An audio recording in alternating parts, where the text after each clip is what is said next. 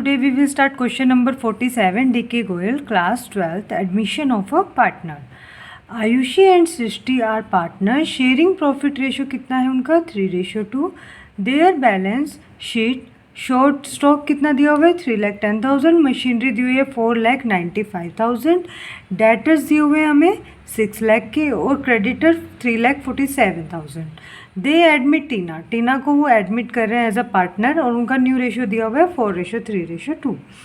तो अब हम करने जा रहे हैं क्वेश्चन और हमें यहाँ पे क्या बोला है कि मशीनरी जो है वो ओवर वैल्यूड है. ये हमारा सारा रिवैल्यूएशन का हमें डाटा दिया हुआ है. तो सबसे पहले हम सब राइट कर लेंगे जो हमें इम्पोर्टेंट इन्फॉर्मेशन है. तो यानी कि हमारे पास क्या है बेटा, वर्किंग नोट बनाएंगे हम. तो हम सबसे पहले लिखेंगे हमें ओल्ड रेशो कितना दिया हुआ है. ओल्ड रेशो दिया हुआ है हमें 3:2 और न्यू रेशो भी गिवन है, वो कितना दिया हुआ है 4:3:2. और क्या है, टीना जो आ रही है वो कितने पार्ट के लिए आएगी, तो हम यहाँ से निकाल लेंगे. जो टीना आएगी, टीना का पार्ट होगा वो कितना होगा बच्चों 2 और टोटल करेंगे तो 10, यानी कि वो 1/5 के लिए आ रहे हैं. ठीक है, अब हमें रिवैल्यूएशन अकाउंट बनाना है क्योंकि इसमें बोला है आपको रिवैल्यूएशन अकाउंट बनाना है. प्लस में सृष्टि का लॉस दिया हुआ है रिवैल्यूएशन का और you are required to the revaluation of stock, यानी कि आपकी बैलेंसिंग फिगर निकलेगी. वैल्यू बतानी है हमें स्टॉक की वैल्यू क्या होगी. तो सबसे पहले हमें रिवैल्यूएशन कैसे बनाते हैं ये बताऊंगी मैं आपको. जो भी आपका जो भी लॉस होता है या डिक्रीज़ होती है एसेट की वैल्यू तो हम डेबिट साइड शो करते हैं, और जो भी इंक्रीज़ होती है हमारे एसेट की वैल्यू तो वो हमारे लिए बेनिफिट होता है तो हम उसको क्रेडिट साइड शो करते हैं. अब यहाँ पे लिखा है बेटा machinery is over valued bye 10%, यानी कि उसकी वैल्यू जो है ओवर वैल्यूड हमने उसको बुक में दिखा रखी थी जबकि उसकी वैल्यू कम थी मार्केट में. तो यानी कि ओवर वैल्यू का मतलब हमारे लिए तो नुकसान हो गया क्योंकि 10% हमने उसकी ज़्यादा दिखा रखी थी. तो अब यहाँ पे मशीनरी है कितने की 4,95,000 की. तो अब हम यहाँ पे लिखेंगे 4,95,000. ये जो वैल्यू है बच्चों ये क्या है, ये 110% है क्योंकि हमने एक्स्ट्रा दिखा रखी थी वैल्यू.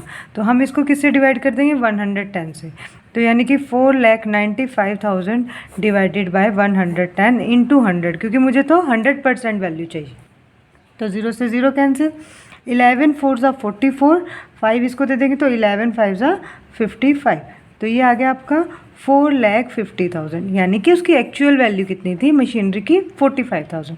तो हमें कितने का नुकसान हो गया क्योंकि 495 हमने एज्यूम किया हुआ था जबकि उसकी वैल्यू थी 450, तो 45 का हमें क्या हो गया लॉस हो गया. तो अब हम रिवैल्यूएशन में यहाँ पे दिखाएंगे टू मशीनरी, क्योंकि मशीनरी की वैल्यू कम हो गई.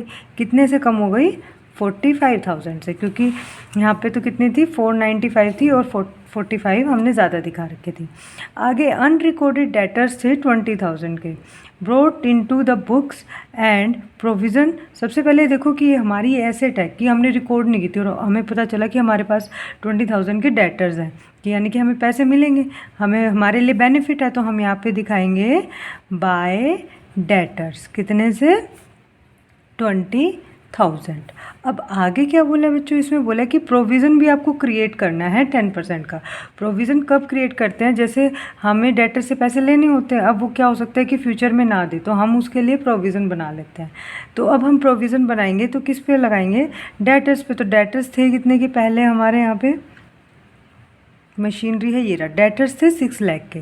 6 लाख के डेटर्स हैं और 20 के हमें और मिल गए. तो यानी कि टोटल कितने हो गए बच्चों डेटर्स 6,20,000. और हमें इस पे 10% प्रोविज़न क्रिएट करना है. तो ये हम क्रिएट करेंगे तो हमारा 62,000 का क्या हो जाएगा, एक तरह से लॉस हो जाएगा, यानी डेटर से कम हो जाएंगे क्योंकि हमने प्रोविज़न क्रिएट कर लिया. हमें लग रहा है कि इन फ्यूचर अगर हमें नहीं मिलेगा तो हम प्रोविज़न से यहाँ से राइट ऑफ कर लेंगे. प्रोविज़न फॉर डाउटफुल डेब्ट्स तो कितने का है बच्चों वो 62,000. अब हमें यहाँ पे आगे क्या बोला है, कह रहा है कि क्रेडिटर्स थे 27,000 के are not likely to be paid.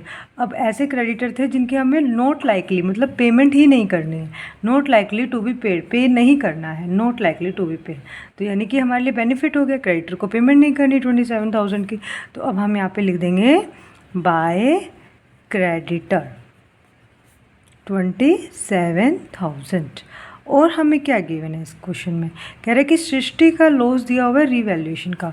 जो प्रॉफिट होता है बच्चों वो डेबिट साइड लिखा जाता है, क्योंकि इनकम साइड ज़्यादा होती है और ये एक्सपेंस कम होते हैं। अब की बार लॉस है तो यानी कि एक्सपेंस साइड ज़्यादा है और इनकम आपकी कम है। तो यानी कि अब हम यहाँ पे लिख देंगे बच्चों बाय लॉस ट्रांसफ़र। एक तो है यहाँ पे सृष्टि और एक है आयुषी। आयुषी सबसे पहले, तो आयुषी यहाँ आ जाएगा और फिर यहाँ आ जाएगा सृष्टि।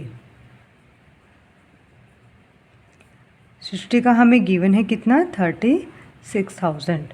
तो एक बात बताओ, जो ये सृष्टि है इसको अपने पार्ट का वो करेगी ना लॉस बियर, तो यानी कि अब उसका पार्ट कितना था बच्चों, सृष्टि का 2/5। तो यानी कि अब 36,000 मेरे पास क्या है, 2/5 है। तो मैं इसका उल्टा कर दूंगी तो मेरे को फर्म का टोटल लॉस पता चल जाएगा 5/2, क्योंकि मुझे फर्म का टोटल लॉस नहीं पता। तो मैं इसको इससे कट कर दूंगी, 2 1 ज़ा 2, 2 8 ज़ा 16। तो अब मैं इसको इससे मल्टीप्लाई करूँगी तो फर्म का लॉस कितना आ जाएगा वो हम निकाल लेते हैं।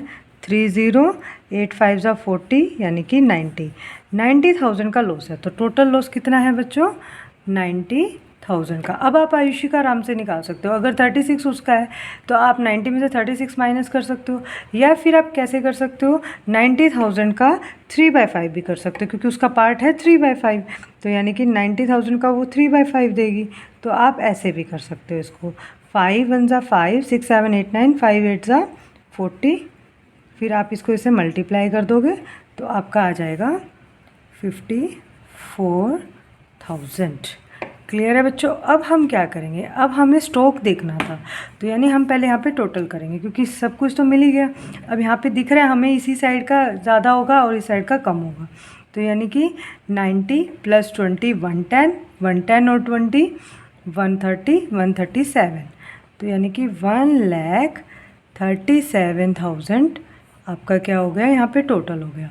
अब इसके बाद हम क्या करेंगे बच्चों, अब इसके बाद हम करेंगे यहाँ पर टोटल। तो यहाँ पे टोटल आएगा आपका 1,07,000।